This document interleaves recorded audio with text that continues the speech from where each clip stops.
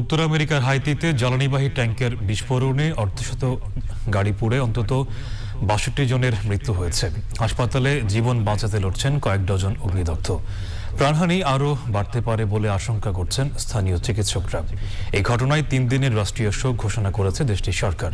লুৎফর রহমান সোহাগের রিপোর্ট। হাইতির উত্তরাঞ্চলের ক্যাপ হাইতিয়ান শহরের পাহাড়ি এলাকায় মঙ্গলবার ভোরে অনেকের ঘুম ভাঙে বিকট শব্দে। বুঝে ওঠার আগেই যে দুর্ঘটনা অনেকের প্রাণ কেড়ে নিয়েছে। প্রত্যক্ষদর্শীরা জানিয়েছেন, জ্বালানি বহনকারী ট্রাকটি একটি মোটরসাইকেলকে পাশ কাটাতে গিয়ে উল্টে যায়।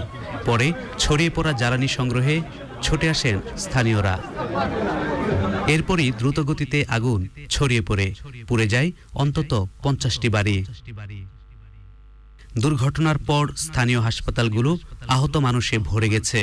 দ্রুত চিকিৎসা দিতে ফিল্ড হাসপাতালও তৈরি করা হয়েছে। ৩ দিনের রাষ্ট্রীয় শোক ঘোষণা করেছেন দেশটির প্রধানমন্ত্রী। ক্যারিবীয় দেশটি বছর জুড়ে জ্বালানি সংকট মোকাবেলা করছে। তাতে কালোবাজারে জ্বালানির মজুদও বাড়ছে। চলতি সপ্তাহের শুরুতে গুদামে থাকা জ্বালানি ট্যাঙ্কারের আগুনে দেশটিতে একজন মারা যান। লুৎফর রহমান সোহাগ, চ্যানেল আই।